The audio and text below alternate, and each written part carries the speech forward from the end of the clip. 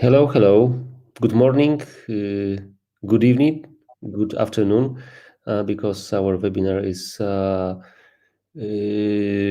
streaming to the different part of the world. So, welcome everyone. I guess, and I hope that you hear me quite okay. So please confirm on the chat below. Great, thank you very much. So, welcome on our webinar about how to take care of our best friends, I guess, horses in this case.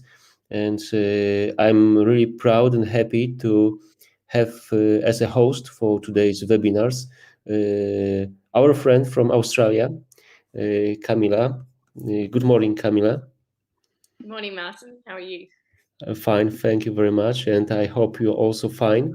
Camilla is a highly respected and sought after equine naturopath based in Australia and consulting globally. So that's very good for us because we have customers from different parts of world. So it's good to know.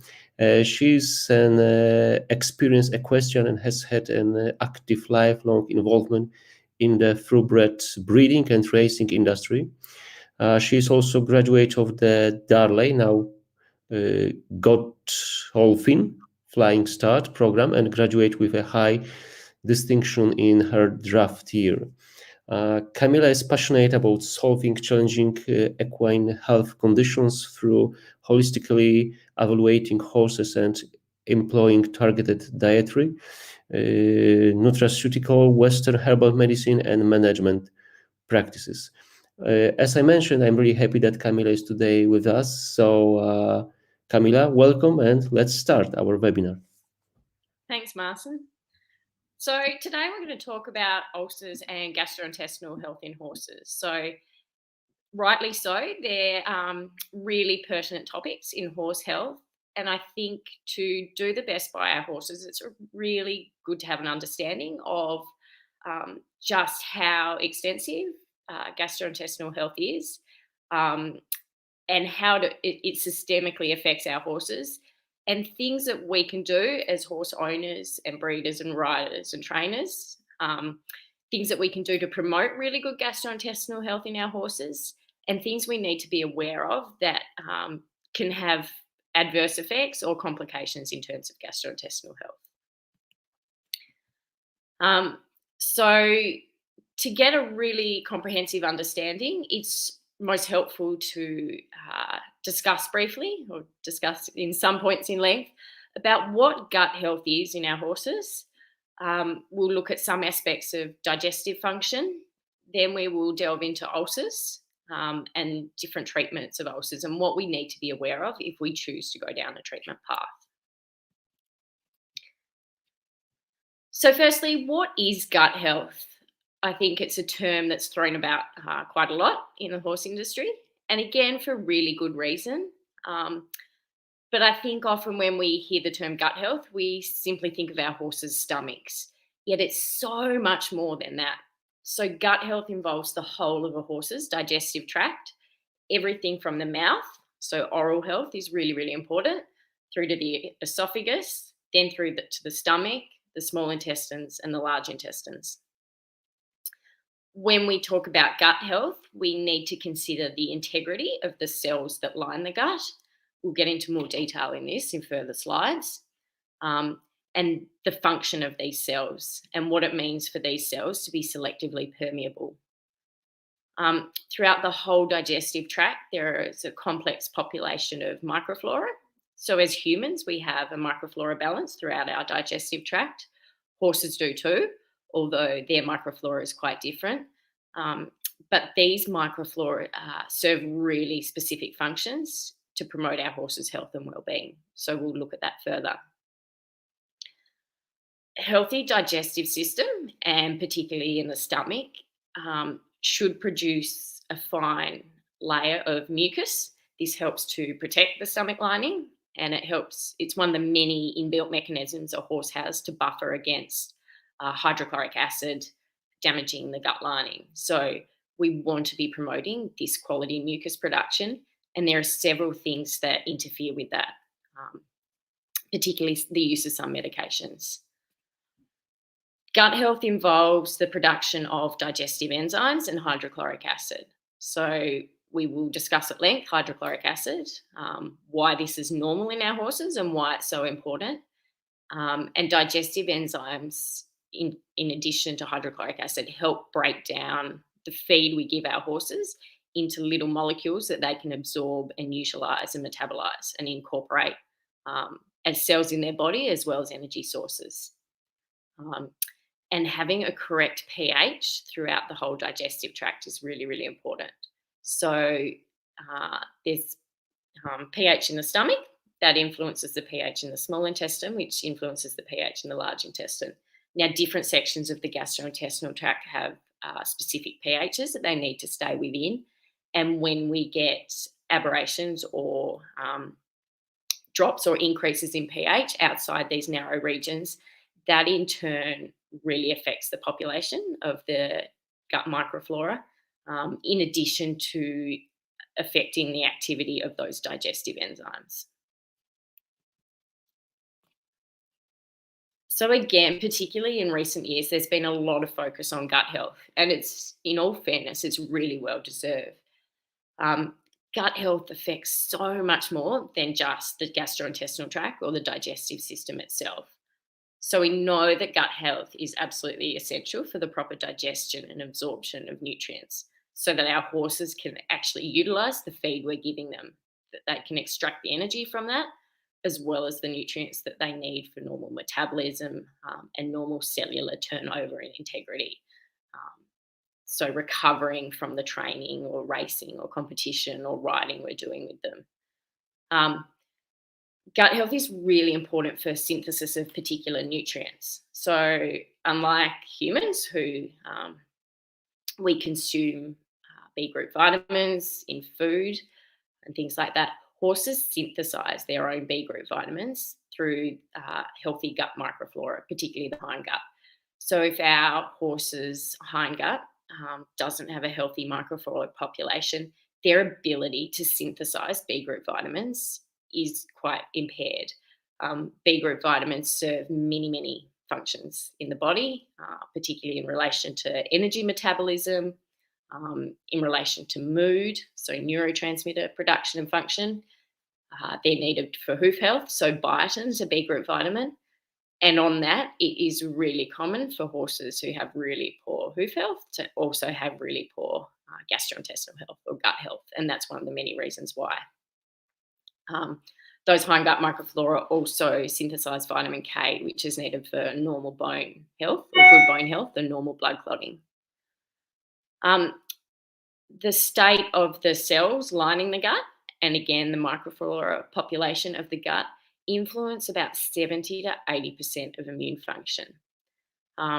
So again, if we're having immune challenges in our horse, whether it's chronic infections, respiratory tract infections, ongoing hoof abscesses, whether they're the kind of horse that they get a tiny cut or a tiny nick on them and their whole leg blows up, coming back to gut health is really important.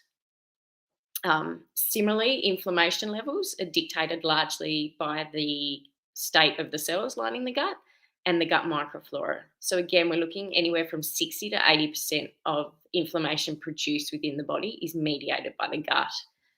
And again, I think that's really important when we have inflammatory conditions in our horses. It could be equine asthma, it could be skin conditions, it could even be an injury in a horse, an acute injury, so suspensory injury or a bowed tendon or something like that. If gut health is really good, the inflammation in relation to that injury or illness will be far less, which is highly desirable.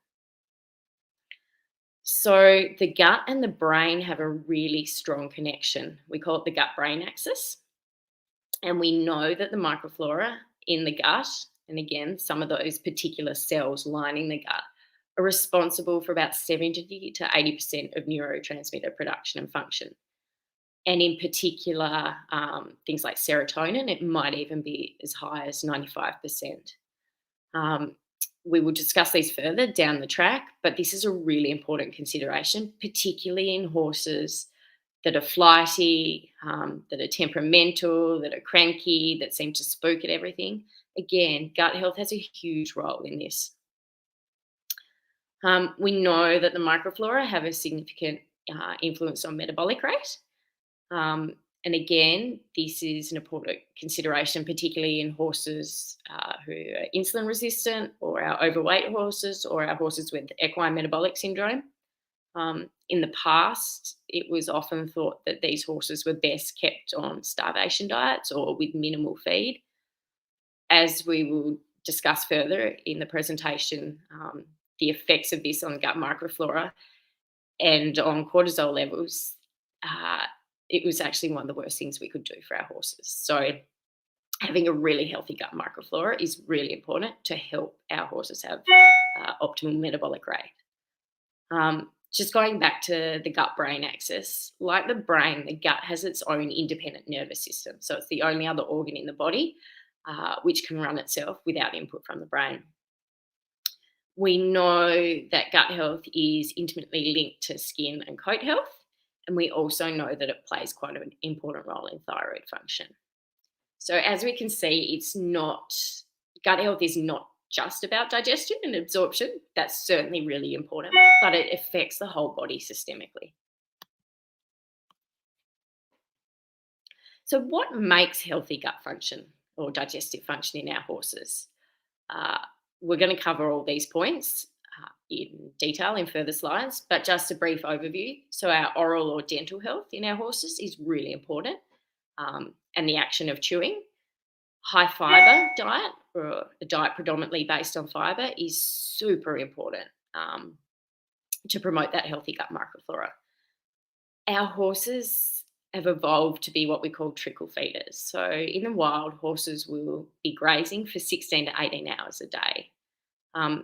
Their stomach, in particular, is designed to be getting small amounts of feed often. This is part of preventing gut overfill or stomach overfill, and of always having feed present in the stomach, particularly fibre in the stomach, which is one of our horses' many natural mechanisms to protect against gut ulcers or gastric ulcers particularly. Our horses, again, digestive systems within reason are designed to have minimal starch, or having a diet that has minimal starch in most cases. There are certainly exceptions to the rule. In high performance horses with really high energy needs, provided there's still enough fibre in their diet, then starch, has an appropriate place. But for most horses, we want to be looking at a minimal starch diet, particularly horses with compromised gut health.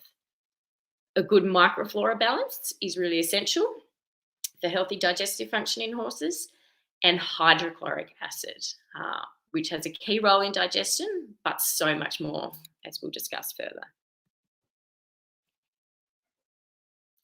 So oral health and dental health has a significant impact on our horses' gut health and our horses' digestive health.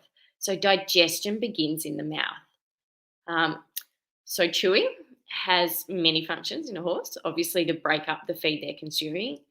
But whenever a horse chews, they produce saliva. So humans can produce saliva when we think about food, when we smell food, when we see food. Horses only produce saliva when they're chewing. And this is one of their key mechanisms to help set the right pH throughout the gastrointestinal tract, and to help provide a buffer to the lining of their stomach to help protect against ulcers. So one of the constituents, or one of the parts of saliva, it has bicarbonate buffers in it. So the more a horse chews, the more saliva they produce and the more bicarbonate buffer they produce, which is really what we want. Their saliva also contains what's called salivary amylase, which starts the digestion of carbohydrates in the diet. Horses have a really unique chewing action. So if you watch a horse graze, watch a horse consume hay or pasture, you'll notice that their action of their jaw makes what we call a sweeping motion. So they don't just go up and down, they go laterally, they go sideways, they go backwards. And there is a little bit of up and down, but it's not just up and down. This We call this action a sweeping rate, and a horse's upper jaw is wider than their lower jaw to make this sweeping action possible. We know that horses that are grazing chew a lot more than horses that are confined to a stable or a yard with limited feed. So, on average, a horse that is out grazing in a paddock will make 60,000 jaw sweeps a day. Um, we know that when our average size horse, so a 500 kilogram or 1,100 pound horse, takes about 40 minutes and 3,400 jaw sweeps to consume 1 kilogram of hay. Ponies will generally take twice as long. Now, compare this to when they eat 1 kilogram of oats. They consume that in only 10 minutes and only 850 jaw sweeps. So that's a lot less chewing, that's a lot less saliva production. So we've just reduced one of our horse's key mechanisms to help promote a really healthy gastrointestinal environment. The action horses take, so their jaw sweep action, when they consume fibrous feeds, so particularly what we call long stem fibres. So that's fibre in the form of hay and grass, particularly mature grass. They use a really long jaw sweep action. This helps promote even wear on their teeth. And we find that horses that are continually out on pasture with minimal grain or concentrate feed in their diet rarely have sharp edges on their teeth. And again, this is really important considering we want our horses to chew more, and the more comfortable they are, the more likely they are to chew more when they're eating.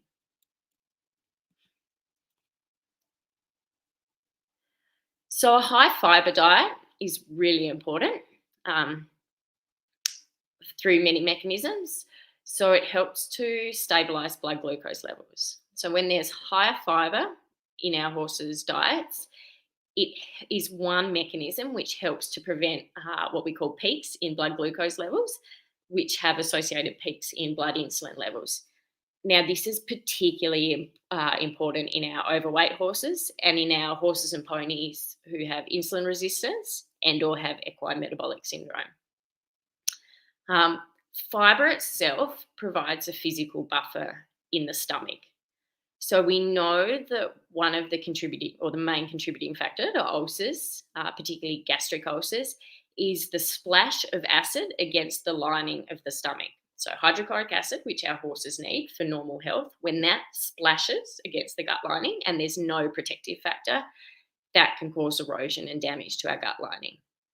Now, when our horses are on high fibre diets, that fibre helps to provide a buffer against the acid splashing against the gut lining or the stomach lining. So it's a real protective mechanism.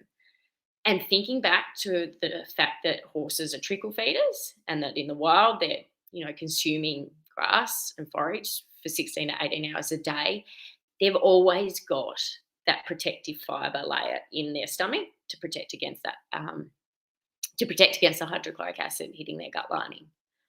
Fibre helps to slow digestion. Now, in our horses, within reason, we want to slow the passage of food down. And again, within reason, there are exceptions, but within reason, the slower feed goes through our horses, the better, in that it gives the cells a better chance to absorb and utilise the nutrients passing through. Fibre is one of the key things we need to promote that healthy microflora in our horses' digestive tract. So fibre for them is a feed source. And when we discuss microflora in one of the coming slides, we will see that they are very specific. The populations and types of microflora are really specific to the feed we give them. And the best microflora are promoted through high fibre diets. As we discussed with chewing, fibrous feeds promote more chewing, and this results in the more production of saliva and therefore more bicarbonate release. High fibre, as we discussed before, promotes healthy teeth wear, which is really important. A factor about saliva, which I didn't mention before, is it helps to neutralise acids and the pH in the mouth, which helps to protect horses' teeth, so it promotes oral health. and also helps to prevent against gingivitis and periodontal disease. We know that when horses are eating slower, it's harder for them to overfill their stomach.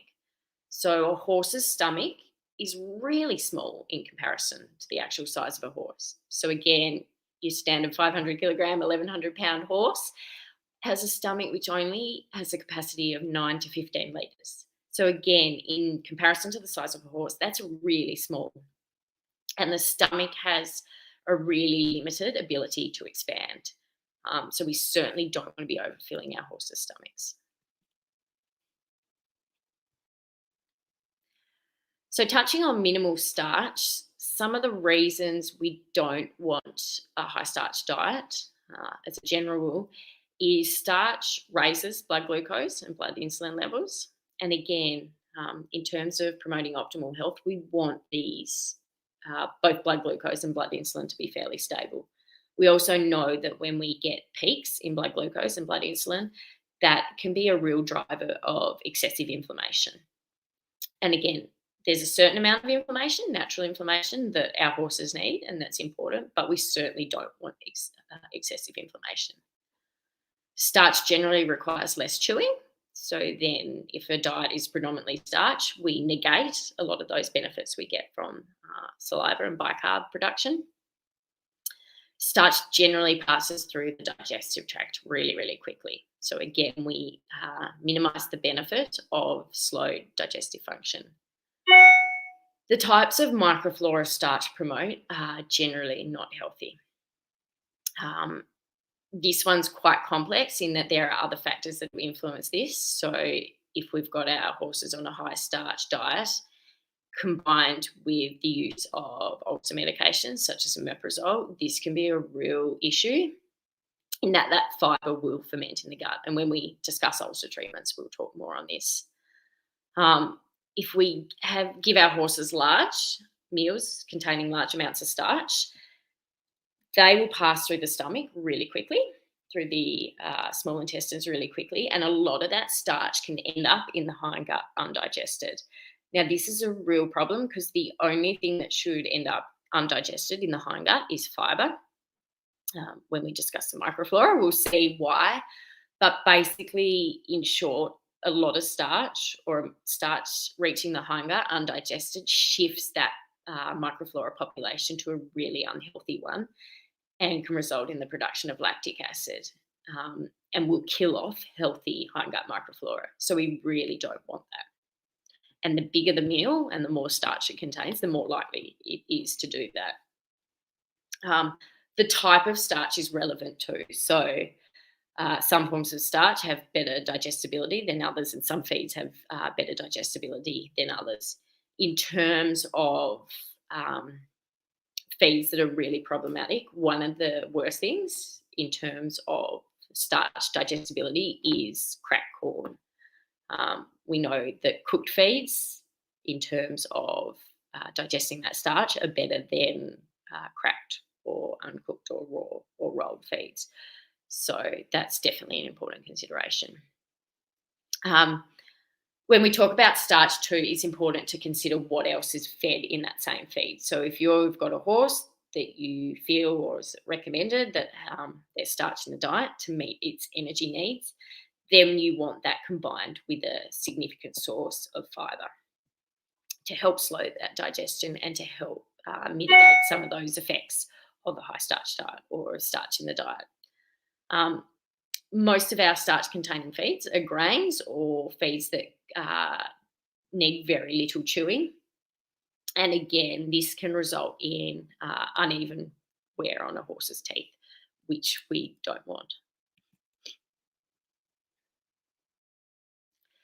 So looking at the gastrointestinal microflora, keeping in mind that we're really, in terms of research, we're really in the infancy of knowing specifics about different populations. So when we talk about the microflora, it encompasses bacteria, fungi, protozoa, archaea, and even viruses. So there are some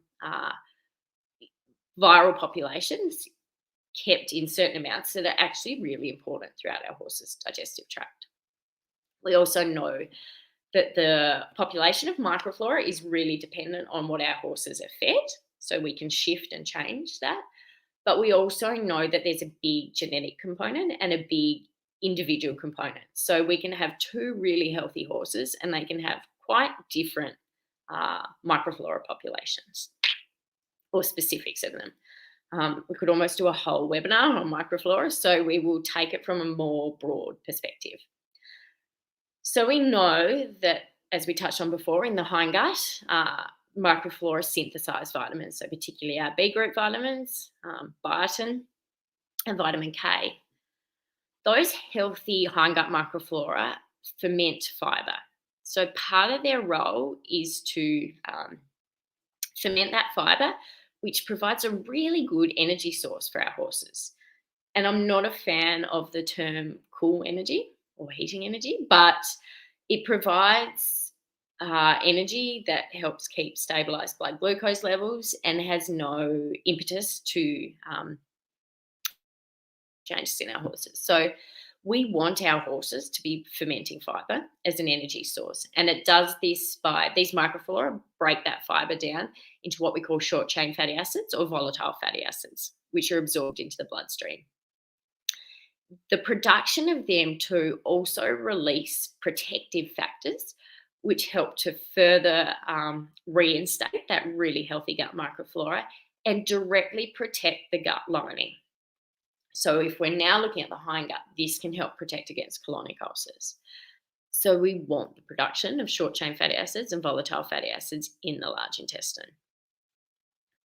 Those microflora, when they ferment that fibre, also produce substrates which help to reduce and modulate inflammation. So again, looking at that systemic inflammatory picture, that's a really important factor. As we touched on earlier, they have a huge role in immune function and the production of white blood cells. They influence metabolic rate. They influence the production of neurotransmitters, particularly serotonin. So serotonin is responsible for our horses for feeling calm, for feeling happy. It's a mood stabilizer, as well as dopamine. So dopamine has some similarities to serotonin, but also is a rewarding neurotransmitter. So it gives our horses a sense of reward. It's involved in learning, and it has a really important function in promoting normal blood flow to the gastric mucosa. So again, when we touch on ulcers, this is a really important consideration to keep in mind. So we want a healthy microflora population in our horses, and we want to be feeding them a high fibre diet, as that is one of the most simple and most crucial mechanisms to help promote this healthy gut microflora.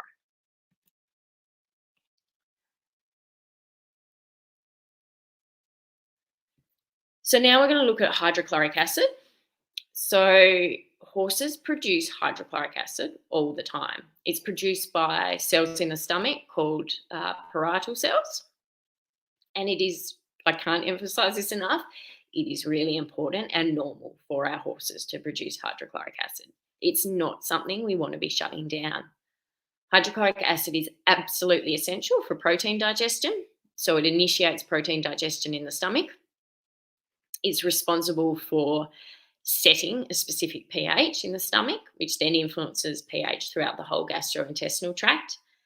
And those digestive enzymes needed, particularly in the small intestine, are really sensitive to changes in pH. So if we increase the pH in the gut through shutting down hydrochloric acid, we affect the activity of those enzymes further down the digestive tract. And basically, it means our horses can't digest and absorb and utilize that feed properly.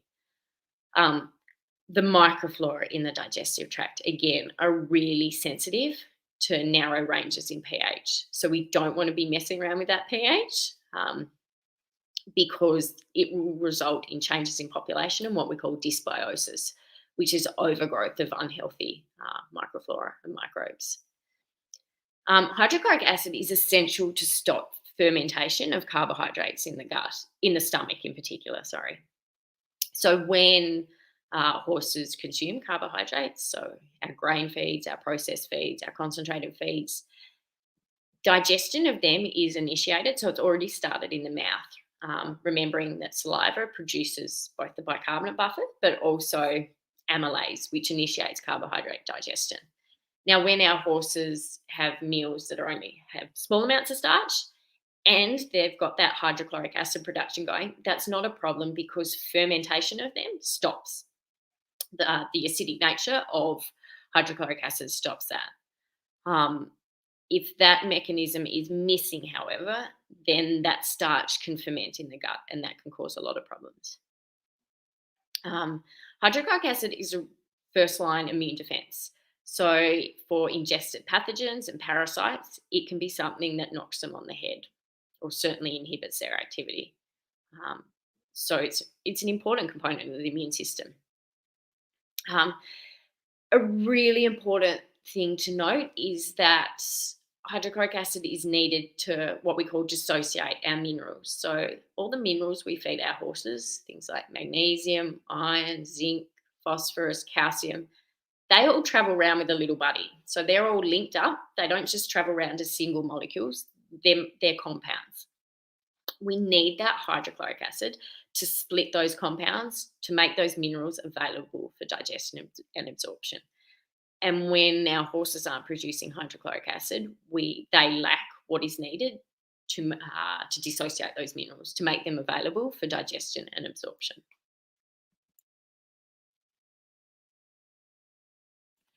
So knowing all these things, it can also be really handy to know what some of the biggest insults to digestive health in our horses are. Firstly, poor dental health. So if our horses can't chew properly, then we have reduction in saliva production. We also know that gingivitis and periodontal disease can have systemic inflammatory effects. So although the condition might be in the mouth, the effects of that inflammation and the bacteria associated with it that they harbour can cause real problems, even in things which may seem really remote, but in things such as fertility. So we want good dental health in our horses. And part of that is feeding them that high fibre diet and encouraging chewing. Large, high concentrated or high grain meals through their changes in what they can do to gut microflora, in that if they're large, they can ferment in the stomach, in that they have fast passage through the digestive tract, they are not good for our horses. Infrequent feeding and or withholding feed. So again, thinking back to how fibre protects the gut lining from the action of hydrochloric acid against the gut lining or the stomach lining, it's really important that we allow our horses, or that our horses are constantly grazing. So there's good research to show that in as little as 4 hours without feed, horses can develop gastric ulcers. So if we think of horses, that are in stables or in yards overnight and have finished their hay long before we're up in the morning, then that's a really important consideration. There's even schools of thought that time frame may even be smaller than 4 hours, even potentially as small as 2 hours in susceptible horses. So we want our horses to be chewing and eating all the time. Lack of fibre. So again, particularly long stem fibre is a real insult to our horses' digestive health.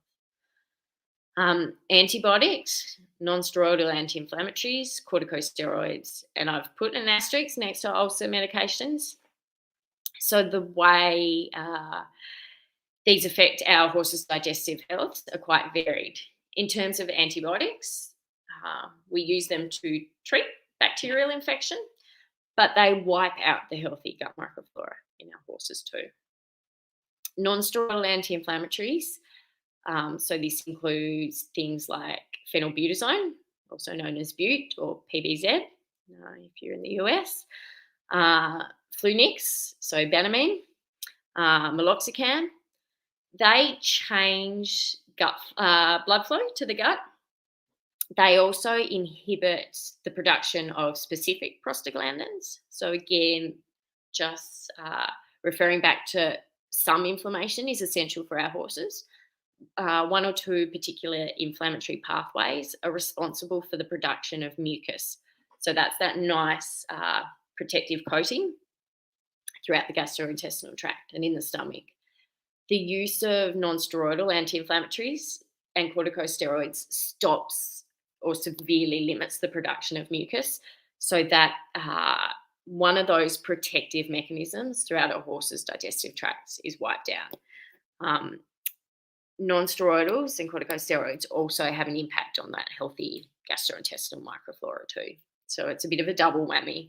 Um, but yeah, two of the main focuses are reduction in mucin production and changes of blood flow to the stomach. Now, ulcer medications, particularly long term, are an insult to digestive health in that they shut down the production of hydrochloric acid, which is needed for all the reasons we discussed before, because this will have a flow and effect in changes in particularly microflora population, but also digestive enzyme function. And yeah, shutting down hydrochloric acid production has that massive flow and effect.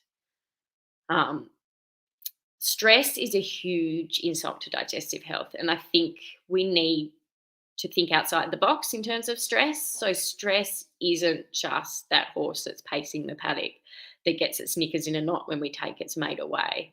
Stress, what our horses physiologically perceive as stress, is really wide and varied.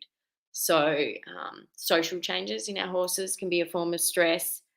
Particular nutritional deficiencies or insufficiencies are a source of stress. Weaning is definitely a source of stress. Travel. So again, their sources of stress are wide and varied, and we can have horses that on the outside are quite calm and internally seem calm, but what their body perceives as stress and what initiates changes in cortisol levels can be really wide and varied. Particular nutritional insufficiencies and deficiencies can compromise gut health, particularly protein and specific amino acids that are needed to help promote a healthy gut lining.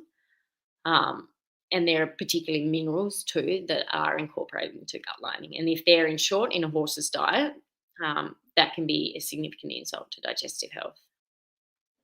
Sudden changes in feed are also a huge consideration. So when our horses consume different feeds, their microflora population changes in line with the feed that they're consuming. I always make recommendations that when we're changing a horse's feed, we do it over a 12 to 14 day period to allow gradual changes and adaptations in gut microflora. If we change feed suddenly, we can have a big die-off in the microflora that are currently inhabiting the horse's digestive tract, and that can be implicated in things such as colic. So that's one of the many reasons we want to make feed changes relatively slow.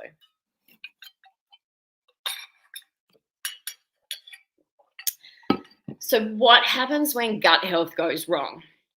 So as we talked about before, our horses' intestines, or the lining of them, are selectively permeable. So what that means is it prevents against the loss of water and electrolytes, but it allows the entry of antigens and microorganisms into the body, but it allows the exchange of molecules between a horse and the environment and the absorption of nutrients in the diet. So in our horses, the cells lining the intestines should be nicely interlocked like that and make a nice tight knit. When their intestinal health is compromised, though, the gaps between the cells can become quite big. It results in compromised lining of the intestines, and we call this intestinal hyperpermeability. So gaps between those cells in the intestinal wall allow bacteria and undigested feed and other metabolites that shouldn't go directly into the bloodstream. It allows them to pass directly into the bloodstream. This can lead to excessive levels of inflammation, abnormal immune responses, and it changes the gut microflora population to an unhealthy state, which we term dysbiosis.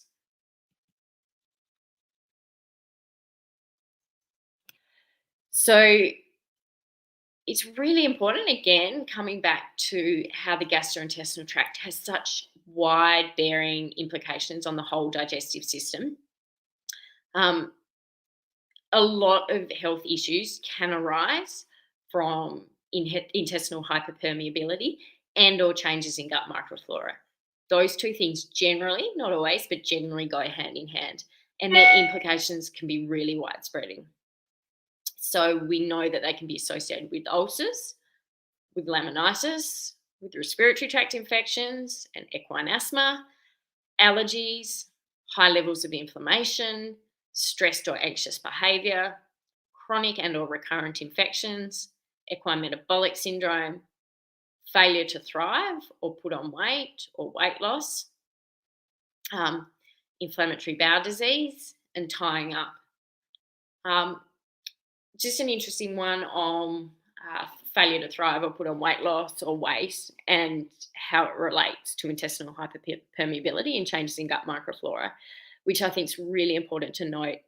Is I see commonly in clinical practice horses that are getting fed a lot of feed yet are failing to put on weight or dropping weight.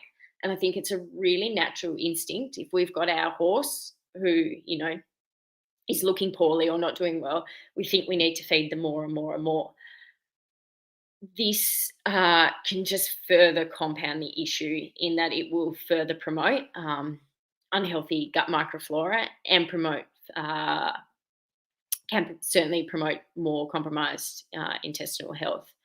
A lot of these horses, it's not lack of feed is not the reason they're not putting on weight. As you well know, because the more you feed them, they're not getting any more condition on them. Until we address the state of their intestinal health, feeding them more is certainly not the answer. And most of these horses, I significantly reduce the size of their concentrated meals, but up the fibre in their diet in conjunction with both herbally and using nutraceuticals to reinstate really good gut health. And a lot of these horses go on to do really well on a lot less feed than they were originally getting, that they were losing weight on.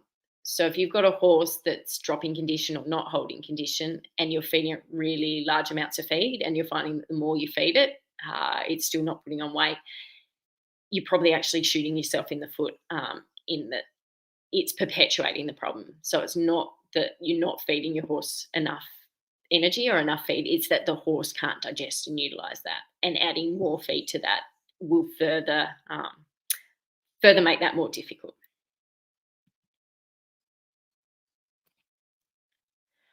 So now to the juicy part. What is equine gastric ulcer syndrome? Sorry, tongue-tied there, or ulcers. So essentially, they're sores or erosion to the stomach lining.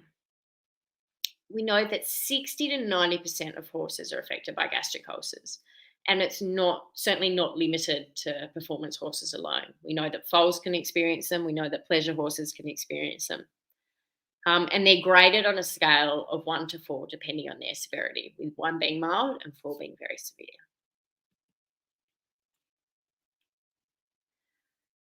So, ulcers are largely a man-made disease. From my perspective, I think it's really important that we look at ulcers as a sign or a symptom and not the main issue. Now, certainly, we definitely don't want our horses to have ulcers and we definitely want them to heal. But ulcers don't happen out of the blue. Being a man-made disease, it's our management, our feeding, medication use, and lifestyle factors that allow ulcers to occur in our horses. And if we get really hung up on just treating the ulcers, but not addressing or changing those factors that led to the ulcers, then we've missed a really good opportunity to promote health in our horses. So certainly, if I'm treating a horse and it has ulcers, that is a concern. And by effect, the changes we will implement will help to address that. But I'm not focusing solely on ulcers. I'm looking at what is happening for that horse to have developed ulcers in the first place. With that too, I think, again, taking the focus away from ulcers, the absence of ulcers doesn't necessarily equate to a really healthy gastrointestinal tract. So we can have dysbiosis in our horses without ulcers. We can be doing gastroscope in our horses to look for ulcers, and they might not be there, but that's not necessarily a green tick. It doesn't necessarily mean we're doing all we can to promote really good gastrointestinal health in our horses. So again, just to recap, ulcers are a man-made disease. We know that they are largely related to our feeding practices, the way we manage our horses, the environment, and the way we use medications in our horses. So how and why do ulcers occur? So in terms of gastric ulcers, we know essentially in most cases it is hydrochloric acid coming in direct contact with the gut lining. And this can be for several reasons. So it can be a lack of protective mechanisms. So going back to that all important fibre, both the physical presence of fibre in the stomach and bicarb production. It can be because of changes in the healthy gut microflora. So they serve many factors to help protect the gut lining, and reduction or lack of mucus production. Again, this is generally associated with the use of non-steroidal anti-inflammatories, or corticosteroids. And I've put plus or minus the pressure of exercise. So we know that horses who are undergoing strenuous exercise can have a push up of gastric contents or splash of gastric acid, particularly into the upper portion of the stomach. Now, I put plus and minus because if we feed our horses sufficient fibre, the likelihood of this can be significantly reduced. There was a nice little study, it was done quite some time ago now, to show that feeding our horses was either 500 grams of lucerne or alfalfa, chaff or hay, sort of 30 to 60 minutes prior to exercise helped to provide basically both a physical buffer and to soak up some of that hydrochloric acid to stop the acid splash up. We know that ulcers occur due to the destruction or breakdown of protective factors in the gut lining. So again, things that do this are non-steroidals as well as stress. Changes in blood flow to the gut lining. So we know this occurs in relation to high intensity exercise, particularly the more time goes on. So if you think of some of those endurance rides where pace is really, really pushed, non-steroidal anti-inflammatories change blood flow, as do corticosteroids. And the other thing I haven't put there is that if our horses aren't producing sufficient dopamine, so one of those key neurotransmitters, that results in changes to blood flow to the gastric mucosa.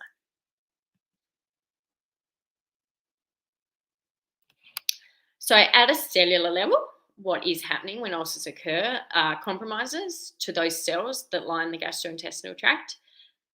We get inflammation, we get lack of mucous membrane defenses, we get changes in the quality of gastrointestinal mucus, and we get changes in bacterial or the microflora, so dysbiosis. So there's a couple of different ways we can classify ulcers. There are gastric ulcers, so these are ones that occur in the stomach, and here we've got a picture of our stomach. So they can occur in the glandular area of the stomach, which is this area. So these are where the glands that produce mucus and hydrochloric acid are, or they can occur in the non-glandular area. It's what we call the squamous area. Now, it's more common in foals and younger horses to get ulcers in the glandular area, but it is more common in performance horses and other horses to get them in the squamous area because it lacks some of those protective mechanisms. When I say it's more common for foals, in the glandular area, it's more common that a horse that's going to have them in this area of foals, and it's generally, we think, related to the use of non-steroidal anti-inflammatories or changes in blood flow. We can also get colonic ulcers. So these are ulcers in the large intestine or the colon of our horses. I think it's fair to say they've probably always been there, or, incidences of colonic ulcers have probably been around as long as incidents of gastric ulcers, but we've been less inclined to consider them or look for them. And certainly where we can do gastroscope to diagnose gastric ulcers in horses, we can't use that for colonic ulcers. So the best diagnostic method in terms of veterinary diagnostics for colonic ulcers is doing a trans-abdominal ultrasound. So again, if we're thinking about ulcers, the signs and symptoms can be really wide and varied. And I think it's really important to note that none of these are specific. So they can be quite vague and quite general and can relate to a lot of things, but they need to be considered in a holistic context. So again, when I'm consulting on a horse, looking at how it's been fed, how it's been managed, what medications it is on or has been on, what supplements it is and has been on, what's been happening for that horse in its life. So we view these signs and symptoms as part of a whole context, a holistic context. Before I go through these two, I think it's also really important to note that we can have horses that have ulcers and even quite severe ulcers with no outward signs. Whether the horse is just really stoic or it's just managing to do okay, we don't always see outward signs.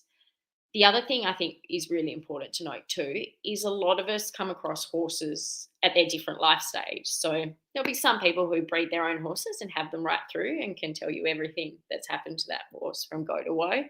But a lot of us, if we're purchasing horses down the line, we might get a horse that's always cranky or always irritable or always girthy, and we might just think that that's the way the horse is. That's normal for that horse, where it may very well not be. It's just we've never had a chance to know a horse when it's been in really good health or has had really good gastrointestinal health. So they're important things to keep in mind. So some of the signs and symptoms of ulcers are failure to thrive, girthiness, so that horsey saddle that's always uncomfortable when you're doing up the girth, poor performance, unsettled in work or unwilling to work. Can be that horse that's always cranky, that's always temperamental, always got its ears back, that sour disposition. Poor manure, so smelly cowpat manure that's got undigested feed in it sometimes. That's always a sign that gastrointestinal health is not good. Poor coat health, so stark coat. If we're looking at blood tests, if they've been done for any reason, particularly in the case of ulcers, we will often find low white blood cell counts and often low albumin and or protein. And that is because our horse's gastrointestinal tract hasn't been able to properly digest and absorb those nutrients. A horse can still be eating but can be losing condition or weight. Really smart horses who have ulcers will often not eat, or who are in significant pain will be really slow to eat hard feed or not eat hard feed and will go for hay in preference, or grass or alfalfa or lucerne. So that can be a really telltale sign of a really unhappy gastrointestinal tract. Poor appetite, grinding teeth, crib biting, wind sucking, weaving, box walking, and stable vices. Now, these can be a bit of a chicken and an egg. So we know, particularly in relation to crib biting and wind sucking, that they are associated with ulcers. Now, whether they cause ulcers or whether ulcers drives them to do those behaviours is a chicken and egg. Colic, particularly our recurrent cases of colic, are often associated with ulcers, and poor hoof health. With a lot of these too, it's important to remember that these symptoms won't necessarily come on overnight. A lot of them can sort of gradually come on and on as the severity of their condition gets worse. So bear that in mind. So contributing factors to ulcers, many of these things we've touched on before, are insufficient fibre or chewing in the diet, large, hard, concentrated feeds, sudden shifts in gastrointestinal microflora. And again, this can happen through a variety of mechanisms. One of them can be sudden changes in feed. Stress in its many, many forms, withholding feed, high intensity and or endurance exercise, exercising on an empty stomach, weaning. So we know that weaning, particularly stable weaning and quick weaning, where we put our mares and foals in stables and suddenly take the mare away, that has a really high association with gastric ulcers. Probably likely through a variety of mechanisms. So the stress in itself Also, the lack of nursing from their mother, so that milk provides gut feel and a protective factor. And often when we wean our foals, we take them from pasture, so they're grazing that as well, and suddenly put them on high concentrate diets. All those factors are really likely to why we see such a high incidence of ulcers in weanlings. When sucking or cribbing, so chicken and an egg situation, common medications, our non-steroidals, antibiotics, corticosteroids, proton pump inhibitors, how they affect. Another one to include there, and largely through its ability to shift gastrointestinal microflora, and that is anesthetics. So if we've had a horse that's had surgery, that's had to go under general anesthetic, it has significant changes in gut microflora. Nutritional insufficiencies and deficiencies, stabling, so generally that's because of lack of fibre and lack of ability to graze. Anything that suddenly shifts the gastrointestinal microflora or promotes dysbiosis, travel, and we know in terms of colonic ulcers that dehydration is commonly implicated. So our conventional veterinary approach in terms of ulcers is using gastroscope to diagnose. Now I've put a plus minus here. Many vets will do a gastroscope, but many will also go, look, I think it's ulcers. Signs and symptoms point to ulcers. So let's put it on omeprazole, which is typically the medication of choice. So I put gold star because it's considered in veterinary medicine the best treatment for ulcers. It belongs to a class of medications which we call proton pump inhibitors, and they work by stopping the production of hydrochloric acid by the parietal cells in the stomach. Now, omeprazole can come in both oral paste form and injectable form. Ranitidine is a less commonly used ulcer medication. It belongs to a class of drugs called histamine receptor antagonists, which work in a slightly different mechanism in that they stop the production of histamine, which then stops the production of hydrochloric acid. They are used less commonly, but they are certainly used in some cases. Sucralfate is become more commonly used in recent years in conjunction, typically with your omeprazole or your ranitidine, and it's also most commonly implicated in in colonic ulcers. So in terms of colonic ulcers, there is no indication to be using your proton pump inhibitors or your H2 receptor antagonists. So no indication to use omeprazole or ranitidine. As we discussed before, colonic ulcers can be diagnosed through using a transabdominal ultrasound. Again, this is a plus minus. Some vets will choose to do it, some will just choose to treat in thinking that colonic ulcers are a possibility. So in terms if we choose to use a gastroscope to diagnose ulcers, there are certainly limitations or downfalls to this. So we know that to definitively diagnose ulcers in a horse, gastroscope is needed to assess the severity and to definitely confirm that gastric ulcers, are there. Keep in mind that it won't help us with colonic ulcers. The limitations and downfalls to this, however, is that feed needs to be withheld for 8 to 16 hours, and typically most vets will go for about 12 hours before scoping. Now, we know that there's good research to show that horses not having feed for as little as 4 hours, and feed includes fibre and pasture, is a significant risk factor for developing ulcers. So we need to seriously think about that one. As I mentioned before, the absence of ulcers doesn't automatically imply good gut health, so it can give us false reassurance and can allow us to become complacent on dietary management factors that we need to implement to promote healthy gastrointestinal health in our horses. And gastroscope doesn't extend beyond the stomach, so we know that horses can have colonic ulcers.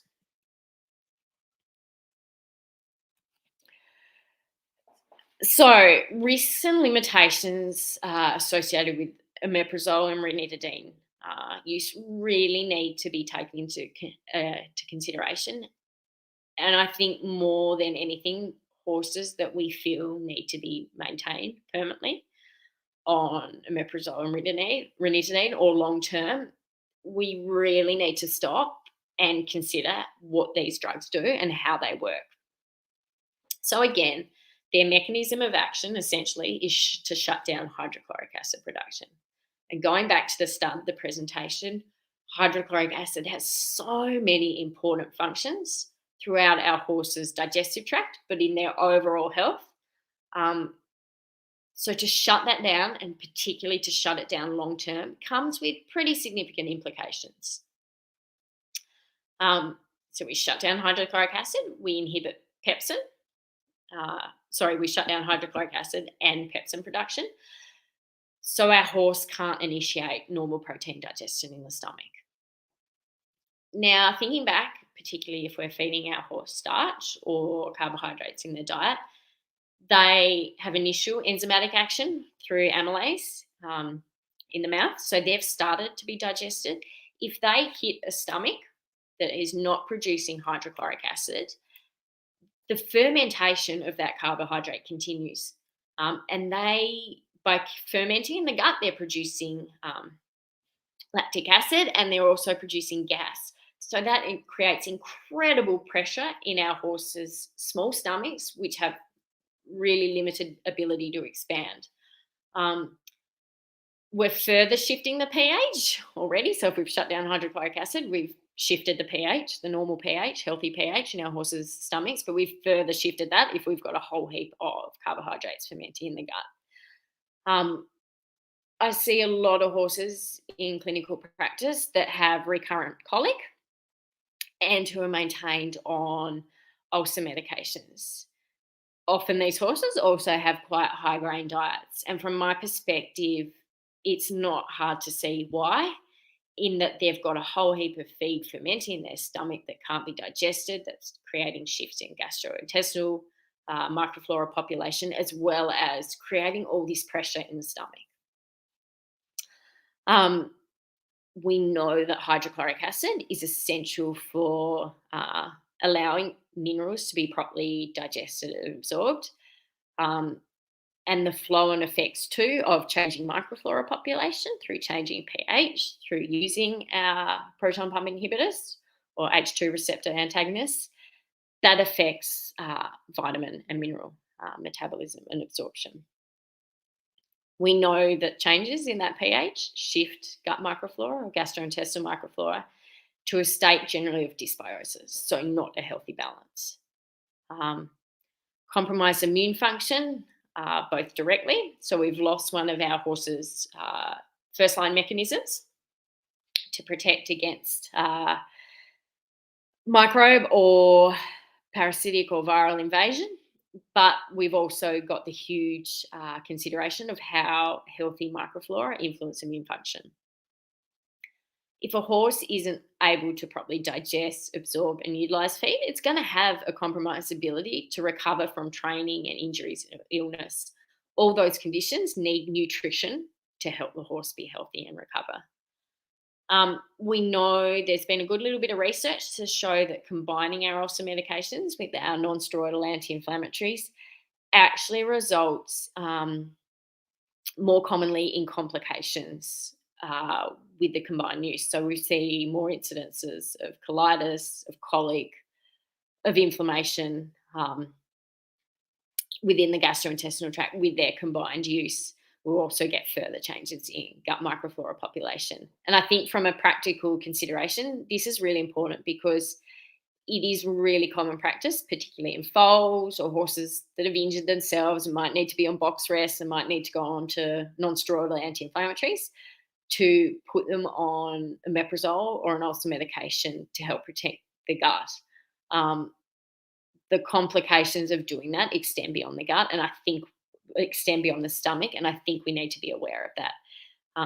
And it should not, combining the two should not provide false reassurance.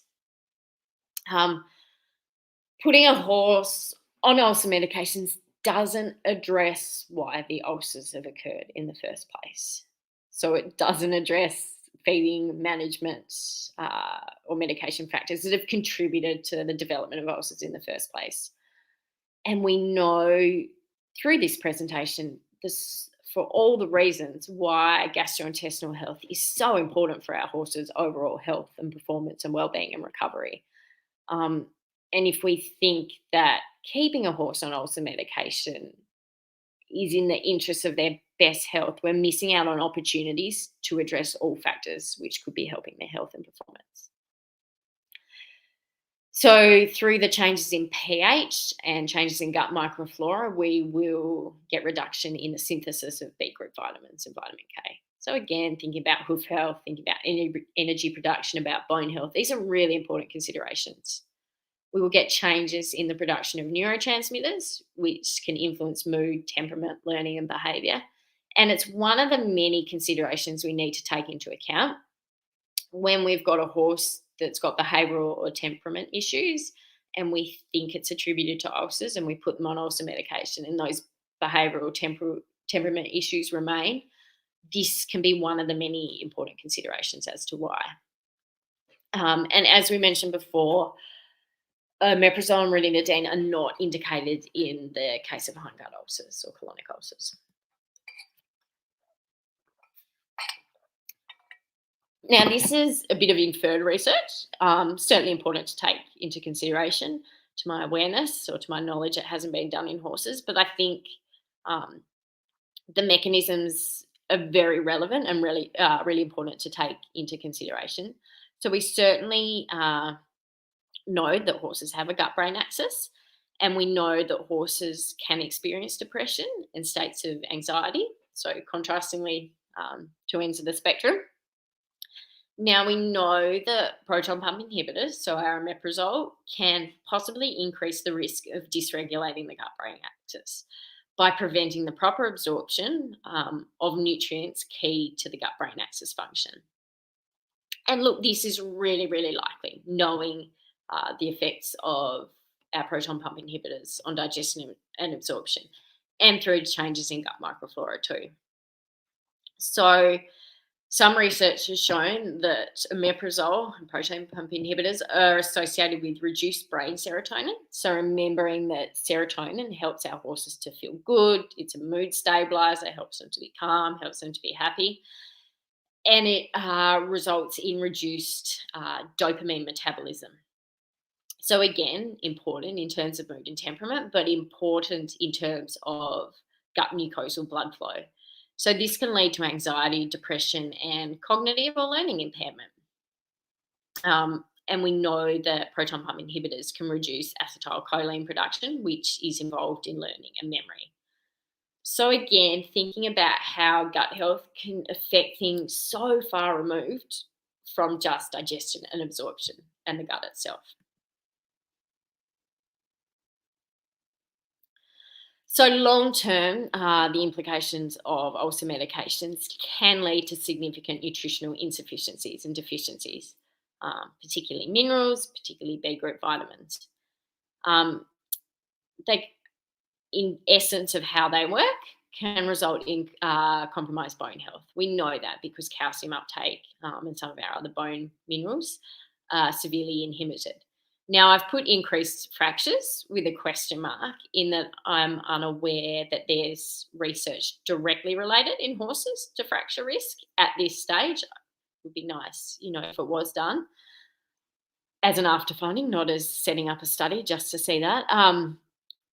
But if we think about it, we've got compromised mineral uptake. We know that there are key minerals to bone health to promote bone density and reduce fracture risk. If our horses can't utilise and digest and absorb those nutrients, it can be one of the many factors I would think that would increase their risk of fractures. Other medications can certainly come into account there, as can, if we think about racehorses, track surfaces, the way we're breeding. So it's just one small piece of the puzzle, but something I think we seriously need to consider. Again, we need to consider impaired immune function, both through microflora changes as well as the lack of first-line immune defence. There are some studies, not in horses at this stage, to my awareness, that the use of proton pump inhibitors has some effects on sperm parameters. So if we're thinking about breeding stallions, this is an important consideration. Certainly, we need to consider whether horses on either high dose and or long-term use of omeprazole or ranitidine too, in fairness, if they're taken suddenly off these medications, there's a risk that these horses will have what we call hyperchlorhydria, so where they have hypersecretion once they come off the medications, which we don't want. So in terms of if I'm treating a horse that has been on ulcer medications, whether it's been really high dose or if it's been on it long term, I will do a graduated step down dose of that medication in conjunction with nutraceutical therapy, herbal medicine, if appropriate, and dietary changes to help prevent that sudden hypersecretion in gastric acid. And as we've discussed, for all the reasons before, ulcer medications are not a sustainable long-term approach if we want to promote the best health and performance in our horses. So I think we're nearly at the end of this. Preventing ulcers, diet and management are key. Fibre, I can't emphasize this enough. Feeding, if we're feeding hard feed, feeding small meal sizes, and also combining these with a source of fibre, so that, it's long been a practice that we feed concentrates alongside lucerne or alfalfa chaff, oat and chaff in some cases. Even our beets, our sugar beets. So in Australia we have speedy beet, micro beet, but brand names differ around the world, but essentially soaked beet pulp. We want to be doing all we can to promote a healthy bacterial microflora balance. So this is fibre related, the diet, but also minimising the use of medications that disrupt it. Use of omeprazole and ranitidine for the reasons outlined previously. Feeding fibre prior to exercise. So again, if you're saddling up your horse, it's really good practice to give them, before you go out riding, give them a little biscuit of lucerne or alfalfa hay, or a little feed of lucerne or alfalfa chaff, or even just making sure they've got constant access to their hay, particularly before we ride. Limiting our use of non-steroidals, antibiotics and other medications, being really judicious in their use. So they certainly have their place, but we need to be very aware of the side effects they have and how we use them. When we're travelling our horses, where possible, travelling them with hay and making sure, for multiple reasons, that it's good quality hay with minimal dust in the airway health is certainly a consideration when travelling. Beware of supplements. I've put a big asterisk next to this. Some supplements can actually make gastric ulcers worse. In terms of driving inflammation, we want to be really cautious giving our horses iron supplements, particularly in an inflamed gut with ulcers. Gradual weaning, so pasture weaning, taking one mare away out of a mob at a time, is most likely to have much better effects on gastric health, gastrointestinal health in foals. And strategic drenching. So we know that certainly parasites can compromise, high levels of parasites can compromise gut health and integrity, but we also know that some of our classes of drenches can affect gut microflora. So we don't want to be drenching more than we really need to. So for most of my clients, depending on how horses are managed, I like to adopt a strategic drenching approach as opposed to routine drenching. So when we're thinking about ulcers and gastrointestinal health in a horse, we want to be promoting the best overall health in our horse and keeping their gastrointestinal health as good as possible. We want to be working with the digestive system, knowing how a horse's digestive system works, not against it, so not shutting it down. So in terms of treating ulcers or gastrointestinal health complaints in a condition and or promoting optimal gastrointestinal health in a horse, we want to identify and address the causes or contributing factors to why they've got poor gastrointestinal health. We want to be emphasising dietary fibre. We also want to be ensuring that they get their basic mineral and vitamin needs met to promote really good, healthy gastrointestinal system as well as overall health. I use nutraceuticals and herbal medicine in many cases to therapeutically address nutrients which influence the gastrointestinal epithelium and mucous membrane integrity. I'll also use nutraceuticals and herbal medicine to modulate inflammatory pathways.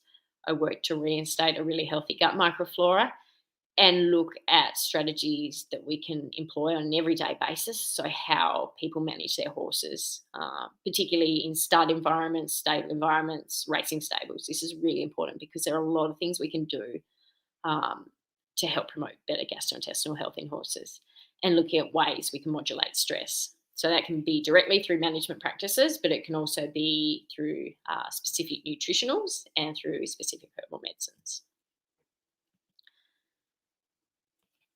So ulcers, you've got to look for the silver lining of the clouds, I think, and they can give us the opportunity to review our feeding practices. So knowing that ulcers are a man-made disease, if our horse has ulcers, it can give us a real opportunity to improve what we're doing. So whether that be our feeding practices, it can give us an opportunity to review the way we use medications, the way we manage our horses, and to apply, if we've got multiple horses in our care, to apply these findings to all those horses that we're responsible for. It gives us an opportunity to identify and address factors which negatively impact overall health and performance, because if gut health is compromised, factors which influence overall health and performance are compromised. So it gives us the opportunity to ask ourselves what we can do to promote the best overall health in our horses. So finally, I think it's the way we can view it is a healthy horse is a horse that is in the best position to perform and be at its best. And we know that gastrointestinal health or gut health is a huge component of that. So thank you very much. I hope you've all stayed awake. And feel free to jump online to find out more about the work I do. On my website, there's certainly plenty of information which can be really helpful for you in terms of gastrointestinal health in your horse and a wide variety of health implications. Also do fairly regular posts on Facebook and Instagram, just with little snippets of horse health information. So feel free to jump on there. So thank you very much. And I hope you got something out of today.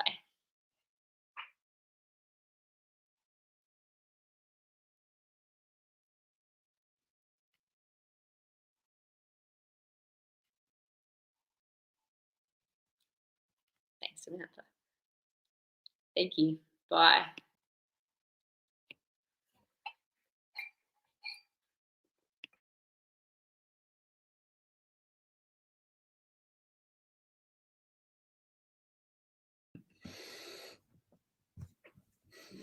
Thank you very much, Camila. It was a very valuable webinar. I hope that a lot of our followers, customers will watch it again, because it will be available on our website and our fan page on Facebook. So I guess that a lot of questions can back to you in a few days when people watch it again. So thank you very much. It was great meeting. I'm also very impressed of your knowledge, of the information you told us, and I hope also that we will do it again in near future. Thanks very much, Martin. It's been terrific. And yeah, if people want to send through questions, feel free to.